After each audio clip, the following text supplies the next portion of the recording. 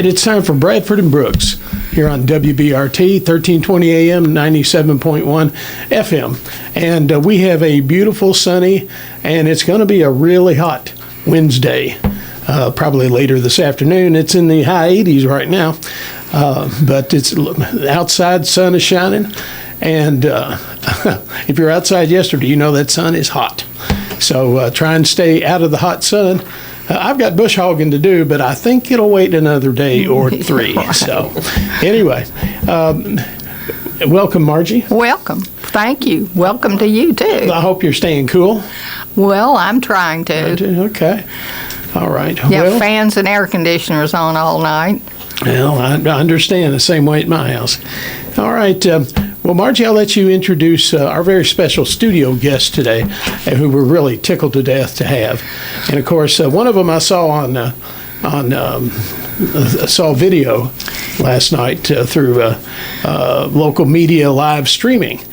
So I'll let you make the introduction. All right. Well, we're very privileged to have with us today Kelley Hart, Bardstown City Councilwoman, and Victoria Hoff, and I'm not sure what your title is, Victoria. I'm executive director for our NelCARE program. All right.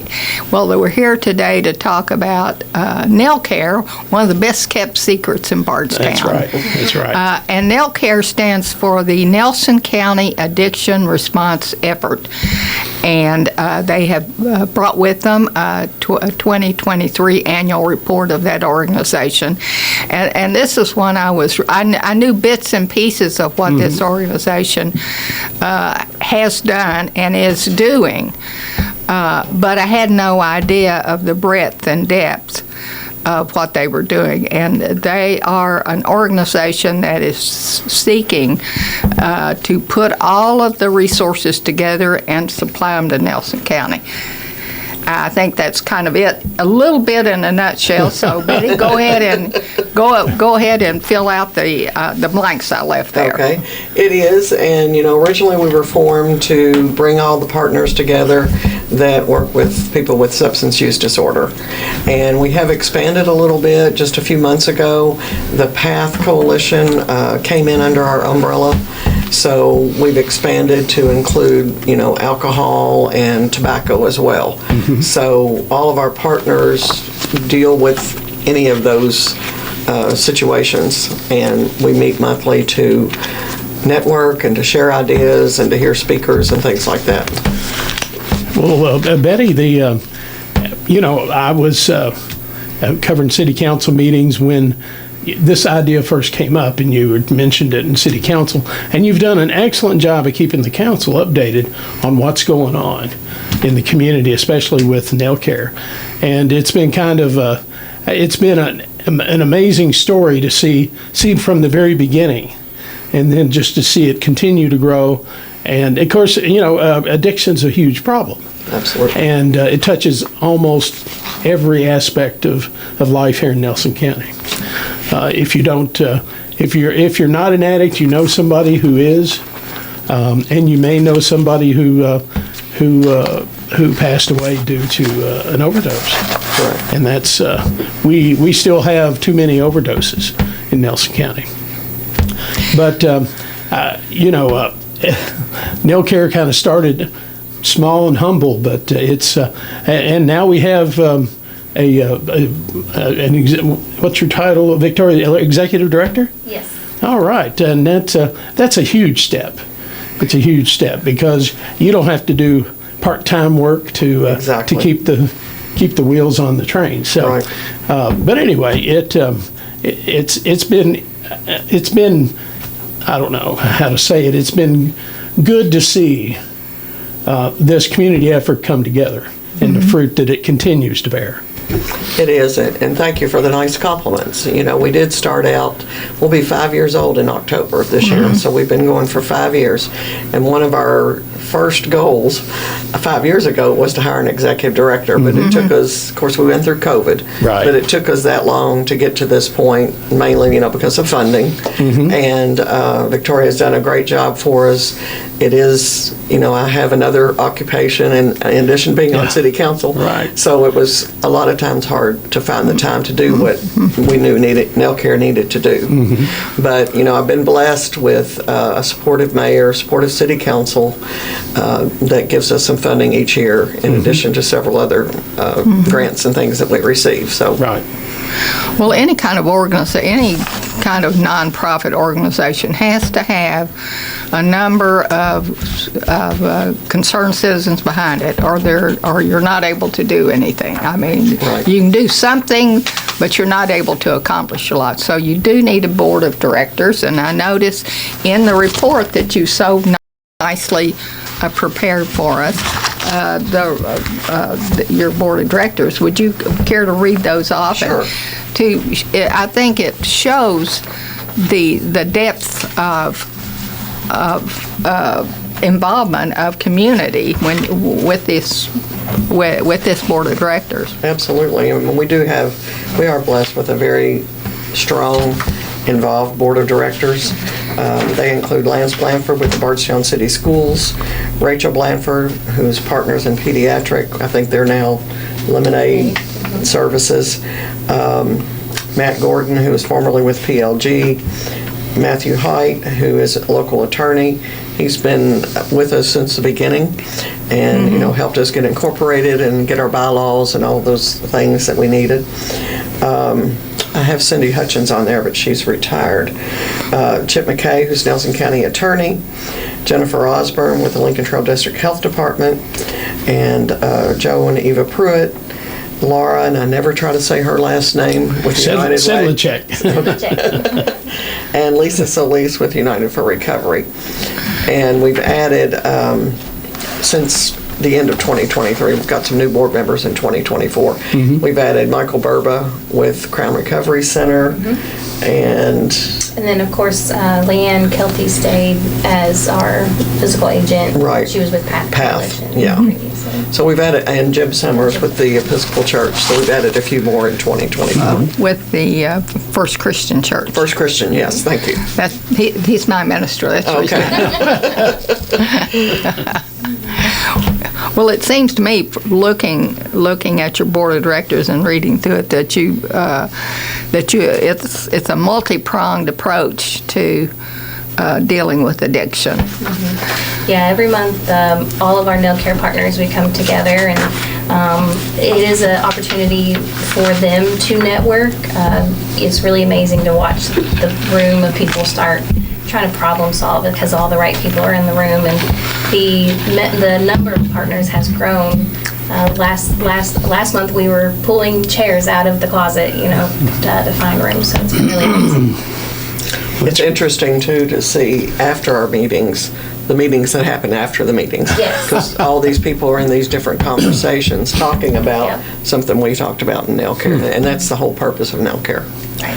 Well, it certainly is paying dividends. I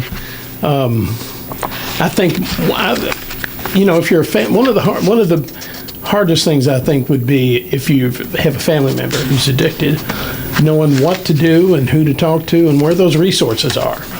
And just from the get-go, I know that one of your goals with NelCARE was to bring those resources together to kind of a one-stop shop, if you will. Right.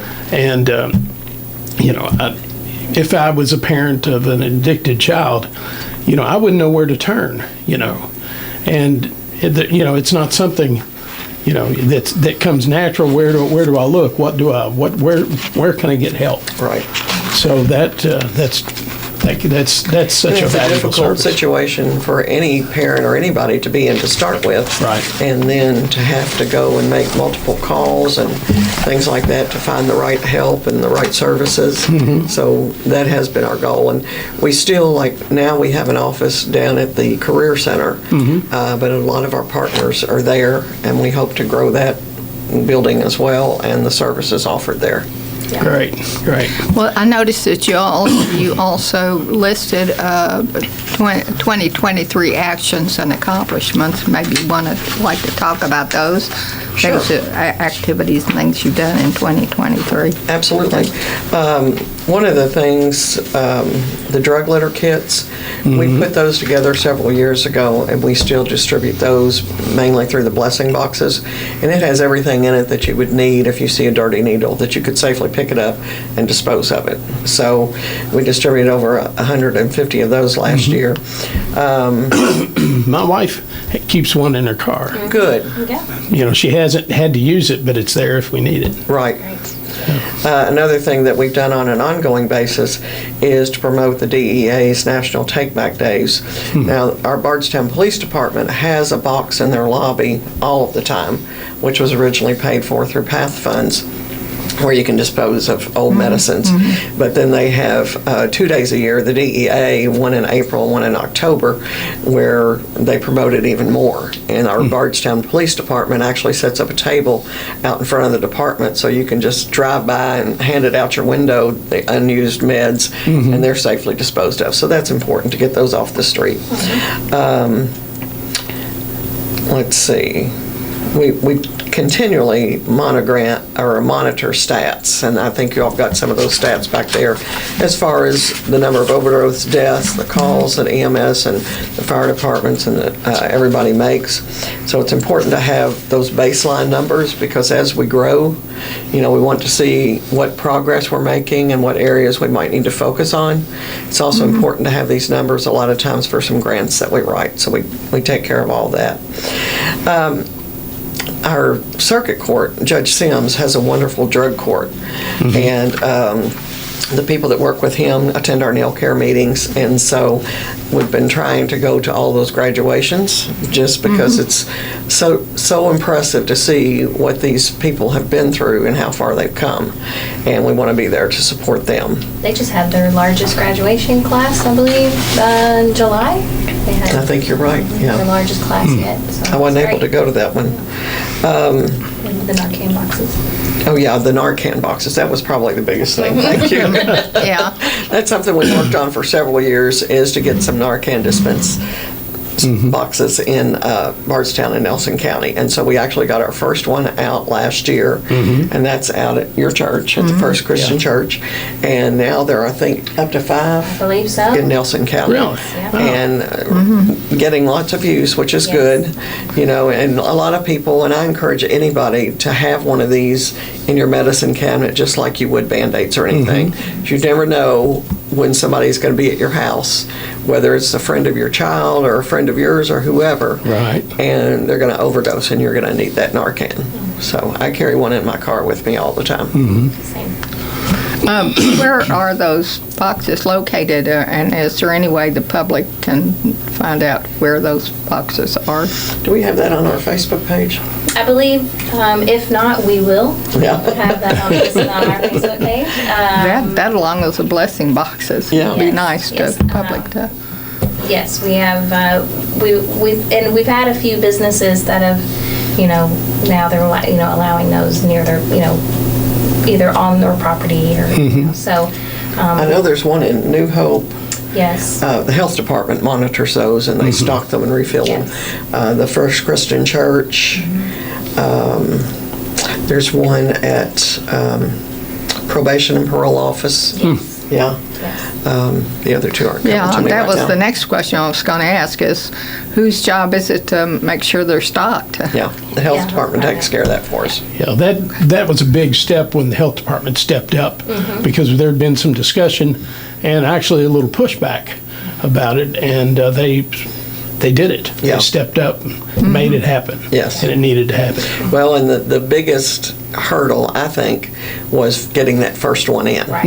And so Jim Summers at First Christian Church stepped up and said, we'll take it. Right, that'd be great. And they've reported that there's been no incidents. There was fear that it would be people who were suffering from substance use disorder hanging out around the box and things like that, and there's been no incidents at all. Excellent. Yeah. Well, are there any statistics on how many are being picked up and used, or picked up and taken. Right. I But know not the health- necessarily used, but Yeah, the health department keeps that. That's one thing I'd like to add to my report, is how many they're stocking and then how many are being removed. But Jim Summers will tell you, I think that that box holds 12, and there's 2 in each package, that 6 to 7 are being removed about a week is kind of the average with that particular box. Yeah. Yeah. And then one of the stats in here that I have of the health department, they give away Narcan on Tuesdays when they do their syringe exchange, and they monitor how many they hand out and then how many people report back are being used to okay, so save they do. lives. So they do keep statistics. I think, referring to the Narcan boxes sometimes, and I remember when the needle exchange program was first discussed, I think we're all a little bit wary of something new. Right. And I think it's just a natural reaction to kind of like, well, is that what we want? But both those programs have been successful, I They think. save lives. Yeah. And I admit openly that I knew nothing about substance abuse disorder 6 years ago, 5 years ago even. And I kind of had the attitude, well, they just need to stop. Right. I didn't realize that they can't, that it was an illness just like alcoholism. So, we all have to educate ourselves to really know what our opinion should be. Right. The one of the most sobering parts of your report is a chart of the overdose deaths between 2015 and 2023. And if people are thinking, well, we don't need Narcan boxes, we don't need needle exchange. And then there's definitely an issue here in Nelson County that needs to be addressed. We need to, and NelCARE is the clearinghouse for resources. Right. On how to seek help. The needle exchange program, I know the health department was when they were lobbying, they were talking about it.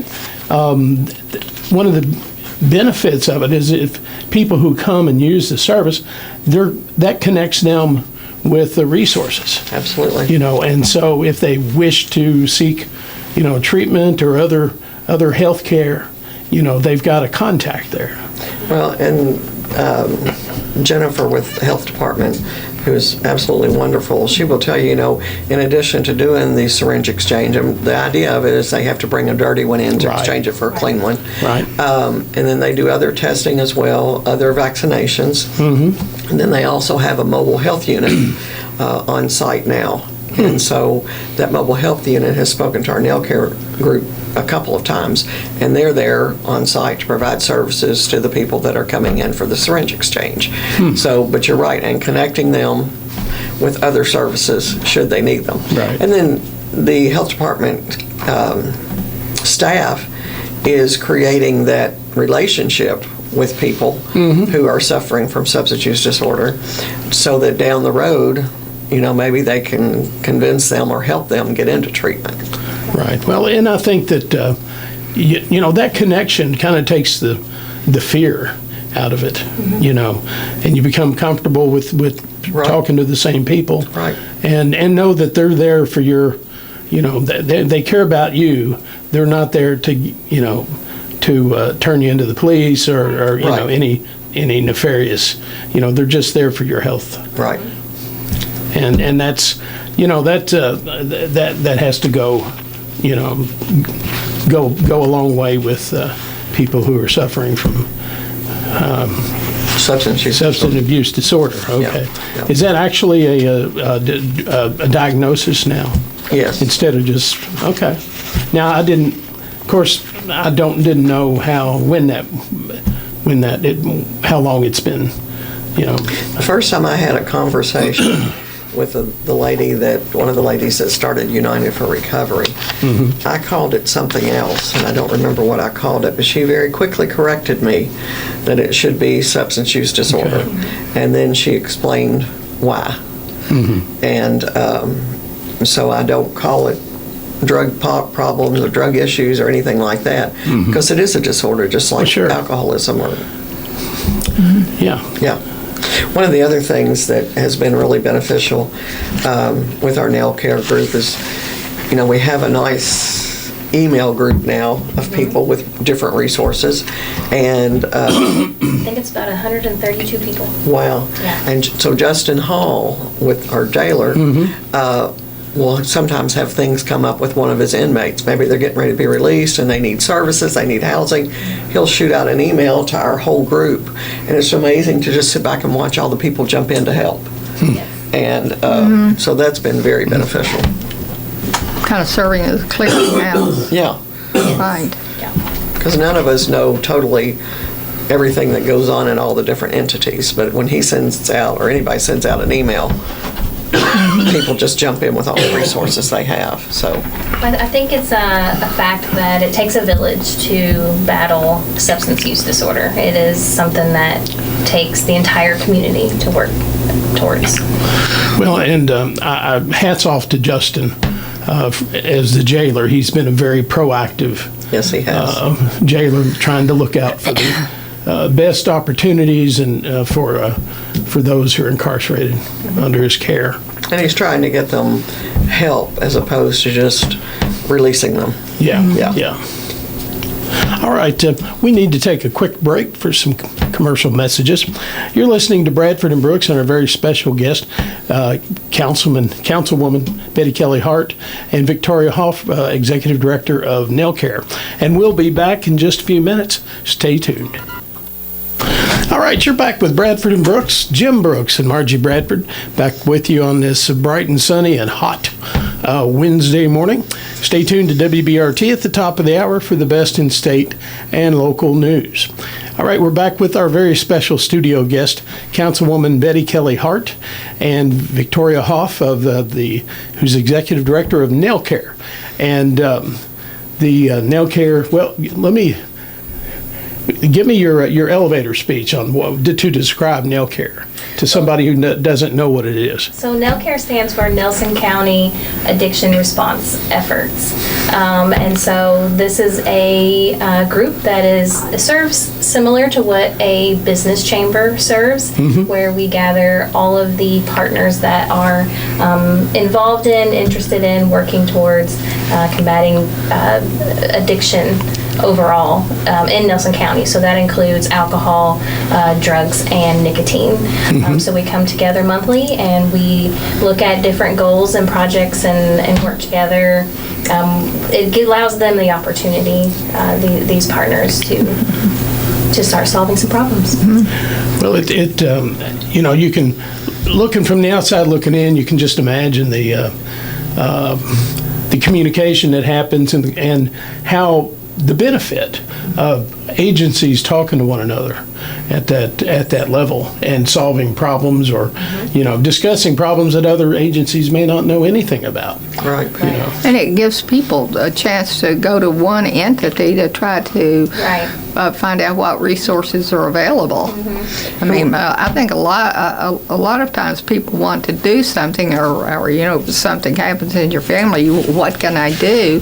This sort of gives you a one-stop shopping opportunity to find out what resources are available to you. Right. So we, on a monthly, we have worked towards having some resource fairs, different tables set up at different events and things like that for people to be able to get information and what resources are available. What we've been seeing monthly that is really amazing to watch is the momentum of people such as the EMS, coroners, the treatment centers who are coming to our NelCARE meetings. The momentum that you can see each month is, I think, amazing. Well, you all are having a major push here now to talk to us about that. So the people will know what to look for and talk about District Court, our partnership with District Court? Yeah, so I think it's been about 5 months ago, about 5-6 months ago, we started a partnership with Judge Kelley, our District Court Judge Kelley.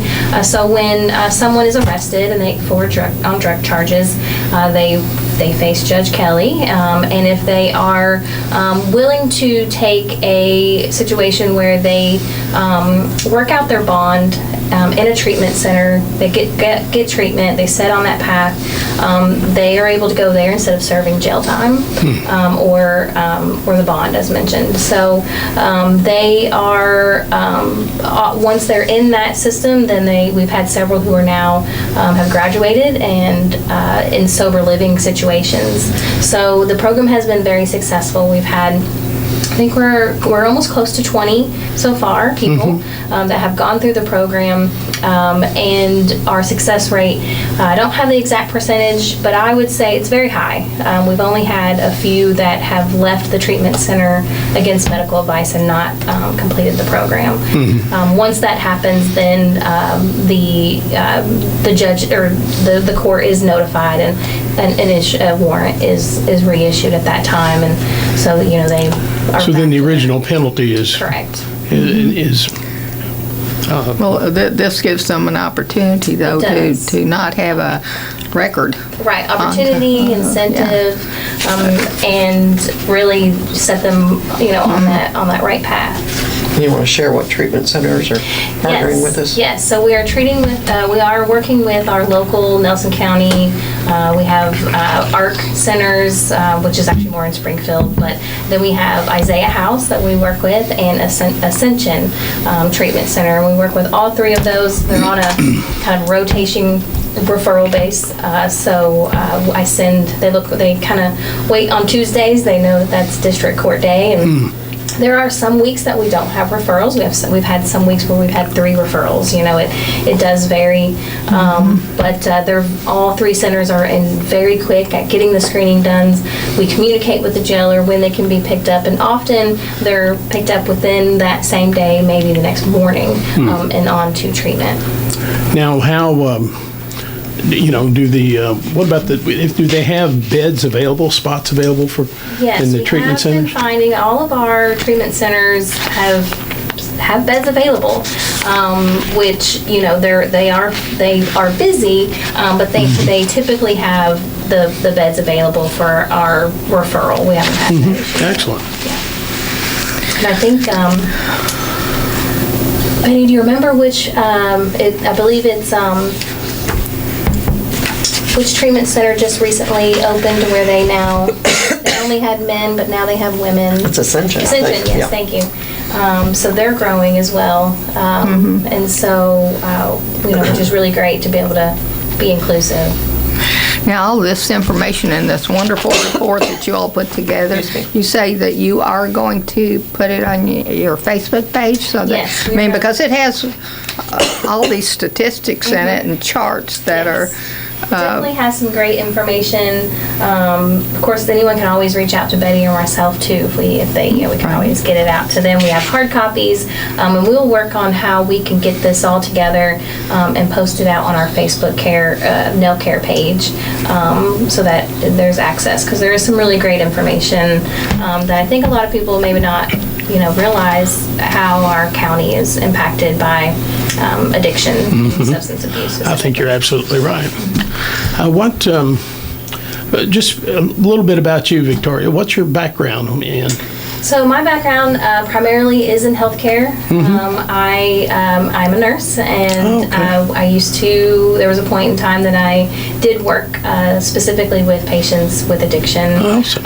And I eventually came out of bedside care and moved into, through over some time, my last role was Director of Clinical Operations for a telehealth company that treats substance abuse, Awesome. addiction. It's actually more alcohol abuse. Right.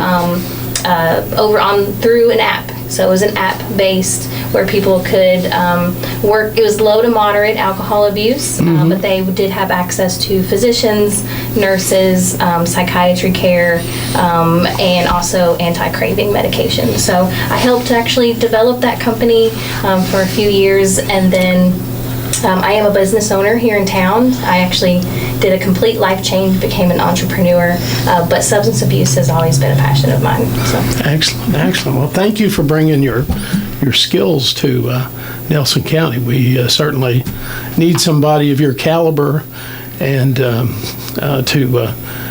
you had quite a coup to score, Victoria, I think, it was for NelCARE. It was definitely an honor when Betty came to me and asked me to be part of NelCARE. I absolutely admire what she has done with this organization, and just the resources and the team and community that she's pulled together with it. Well, I think we would be maybe amiss if we didn't mention the participation of all those agencies. Absolutely. And them stepping up and the work that they're doing. Yes. Absolutely. Together. That's and they're the heroes. Really. Exactly. Exactly. We just made the place for it. The connection. The connection. And, we all know if we call somebody on the phone and ask for them to help us, if you've sat at a meeting with them and you've seen them and you know them, you're more likely to get a positive response than if it's a stranger. Right. So that's one of the benefits as well. Well, just knowing what the situation actually is makes a difference. I mean, once you learn things, you think, well, I didn't know that. Exactly. Right. How would I know that? Yeah. So unless your life is touched by someone who has an addiction, you're not as aware of it, and not as then it happens, and what do you do? Right. Okay, you try to get what help you can, and now you have a basic source to consult. Yes. Well, Betty, Victoria, what do you all see long term that's going to, what are your long term goals for for NelCARE? I've been working with Lance Bradford and Brad Metcalf. Of course, Brad's with the county and Lance is with the city and workforce development, or city schools and workforce development. We are planning on writing a grant for the opioid funds, a significant grant for the opioid funds, to actually expand the Career Center to offer more services or have more service providers down there, and also to hire a person at that office that is a caseworker, so that when somebody comes in, and they might need housing through Bethany Haven, they might need services through NelCARE, whatever, and then to have a computer system similar to what doctors and hospitals have, where you can log on and see what all the different partners or what progress they're making with that person. So that's our main long-term goal right now. Wow. Yeah. Well, and we've been, Lance and Brad and I have been working towards this grant for probably a year and a half. And as soon as they open the applications back up, we've gotten all of our ducks in a row, we think. The city and the county co-funded a study that we had done, and then with all the stats that we have and every information that we've been gathering, we will have put into a grant, but it will be a significant grant. Oh, Betty, tell them about the certification that you guys were able to get with. Thank you, yeah. So there's a certification in the state of Kentucky called Recovery Ready Community. Yeah. And we started working on that, and with efforts led by the health department. I served on that committee with Jennifer and Jessica from the health department and Diane Thompson. And that was a long process. It was an application, and basically we took an inventory of all the entities that we have and what services they provide to see what we're lacking.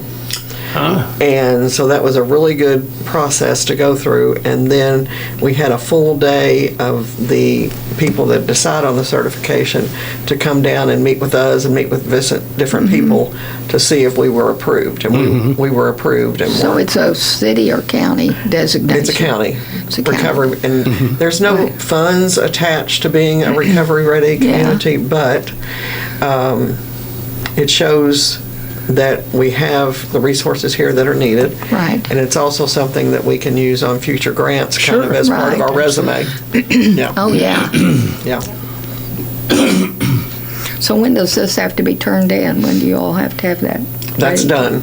That recovery-ready community application is done. We've received our certification. No, but I mean the grant. Oh, the grant. grant. You know, since the administration in Frankfurt changed, it was an open grant. You could file any time. But the Attorney General, that it falls under that office, and the man that was put in charge of that is doing it a little different. So he expects to open the grant window back up hopefully in September. Great. Yeah, Well, then you all will be ready to rock and roll. we're ready. Well, I wish you all the best in that. Our community's been blessed to be able to get so many grants. Absolutely. For various projects, from from sidewalks to other things. So And you know, I like to think, of course I'm biased, but I like to think that when a grant reviewer looks at an application, no matter what it's for in Bardstown, and they see Bardstown, they automatically kind of elevate us to the top because they know that we are such a good community and work together so well. right, and I think a lot of people don't realize that every grant has requirements that the community has to meet, whether it's a 80-20 match or just certain ways the money has to be spent. Right, and not every grant covers every cause. You know, some people say, well, just go get a grant for it. Well, it's not that easy, you know, you have to find one that's specific grant to what may that not need exist. is. Yeah, And you have to show you have skin in the game. Right. exactly. Yeah. And you have to produce the proof, that you used that grant for Right. what you said Then- you would. Right. And it can only be used for that, nothing else. Right. I know this from being on the CASA board. I mean, Yes. every grant it can only be used for specific things. Right. Whatever rules they have set up, but they all want to see results, and they want to make sure that money's not used for anything else. Right. Even if it advances the cause, it has to be for what the grant was written for. I mean, who would have thought years ago that grant writing would be so important to the life of a city and a county? But, Right. Very important. but they've gotten to be critical. They really have. What, and this is just my own ignorance, if there's somebody has a family member who they believe has substance abuse disorder, where should they turn for information on, just information and plus on including treatment, et cetera? A lot of times, it depends. Obviously, there's adolescent age. There's, that is more specific, and usually I recommend starting with that person's pediatrician first. A lot of times they have resources directly. But if this is someone who is obviously an adult, reaching out to the treatment centers that we've listed off, ARC, Crown Recovery, Isaiah House, and Ascension directly can also be a lot of help. And also, if you are, a faith, your local church, a lot of time will also have a lot of recovery information or resources that you can reach out to. And also the Lincoln Trail District Health Department. Yes, it's big. If, if it's outside of business hours, they have a great website Yes. as well. So, yeah. Yeah, that's a good resource. We want to talk, if we have a minute. Sure. Talk Go. about our event on Saturday. Oh, yes, I please. want to do a quick plug for our event. So August 31st is International Overdose Awareness Day. It is a purple ribbon event. So on Friday night, we will light up our Bardstown Court Square purple. We will have a banner, of course, highlighting the Overdose Day. And then, so on Saturday, Saturday at 1 o'clock at the Court Square. We will be doing a gathering. We will have we've partnered with the Never Alone Nick Rucker Foundation, which they have done an amazing job with their foundation of collecting names and also creating faces, signed faces, that of people who we know in Nelson County have unfortunately passed from an overdose. And so those family members, as well as anyone who has ever been impacted or know someone who's been impacted, is invited to come up to the Court Square. We will say a little prayer. We will read those names. And we're also going to release some butterflies and say a little poem, just to, symbolize moving, just that person, and then also, just kind of the next life and moving forward and what we can do to all heal together as a community. Then you might want to talk about the pictures that are going up Friday. Yes, we will be placing those. You will see signs that have the faces of those that have passed over the past year or so from overdose that the Nick Rucker Foundation has. So it's quite a impact just to really be able to place a face and a name with a cause, and so you'll definitely see that through the weekend. Where will they be posted? It's all around, so it's around the courthouse. So as you're going around the roundabout. Okay, I think I've seen that. Yeah. Past years, and I will tell you, it's startling. It is. It really brings it home. Yeah. We can talk about, there were 20 fatal overdoses in Nelson County last year, and it's just a number. But when you put a face with it, Well, I think you really see that face looks a lot like me, you, right. Your neighbor, your friend's kid. It does. Overdose does not discriminate. And as I was telling Margie on the break, that now we have the incidence of accidental overdoses really increasing because of things such as fentanyl and other drugs that people aren't aware of. And so it's important to give this some awareness. Now, I noticed that the Lincoln Trail Health Department offers fentanyl testing strips. Now, I'm not familiar with those, but I know that fentanyl can be absorbed through the skin, and that some first responders have actually overdosed because skin was in contact with fentanyl. But what's the purpose of the test strips? What are you testing? The thing with fentanyl, a lot of times it's hidden inside of something, and so unfortunately we have some people in this world that just I don't know why they do it, but so a person may think that they're taking one pain pill, and it has fentanyl in it, and it can cause a fatal overdose. There's even been found in marijuana. So you have people who think, I've never done hard drugs, I'm only with marijuana. They smoke it actually has fentanyl in it, and they overdose. And a lot of times this is something the family has no idea is even going on. So you can actually take the test strip and test, run a test, and it will show you if it has fentanyl in there or not. Are those going to be made available to the public? I think you might be able to pick. Yes, you can pick those up at the health department. Yes, I remember Jayla telling us that before. Now, I'd heard reports of fentanyl or marijuana being laced with fentanyl. So it's kind of scary. You never know what you're going to get. Right, exactly. And so it's very scary, and I think it's like we said, it's important to bring awareness to the fact that it doesn't discriminate, and it can come into your life without you even realizing it. Tell me again about the event on Friday. Friday is what? So Friday is when we will start. We're going to hang a banner. We're going to have the faces there. We're going to light up. It'll be lit up purple that night. But Saturday at 1 o'clock is when we're actually having the gathering. Okay. Father Jim Summers will be there to say a prayer for us.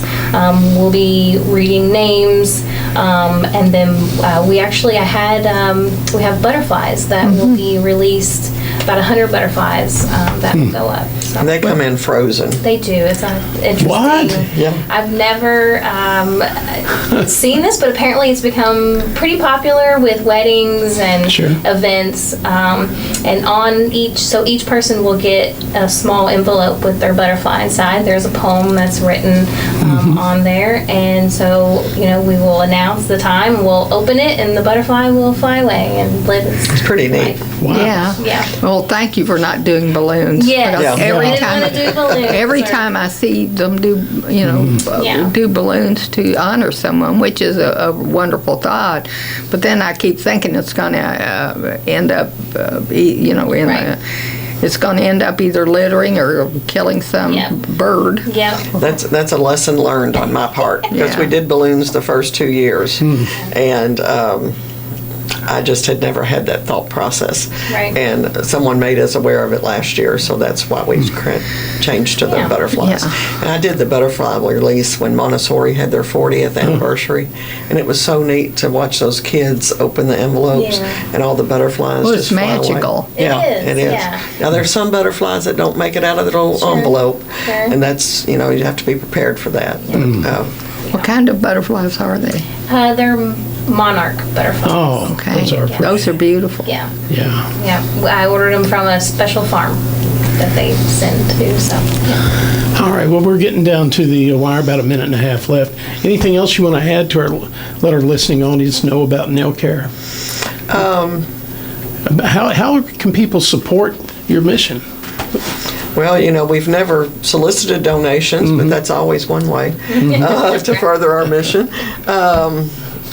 Just reach out to us even if you're not in the field that deals with substance use. If you've lost someone or you just are very passionate about the cause, reach out to us, come to our meetings. We can always put you to work somewhere. And your Facebook page, how would they access that? So it's NelCARE.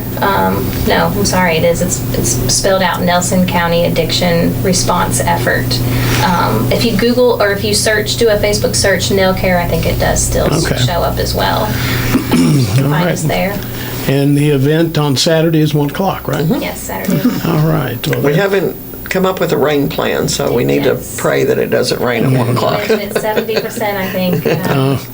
well, then it's 30. Hopefully, the 30% where it doesn't rain will be. Right? Yeah. It's Of just at course. 1 o'clock. If it could just, We just need a 1 to window. 1:30. Yeah. All right. Well, we need to head out. Thank you all for listening to Bradford and Brooks, and stay tuned for the news at the top of the hour. Until we get back here at the microphones next Wednesday, have a great week.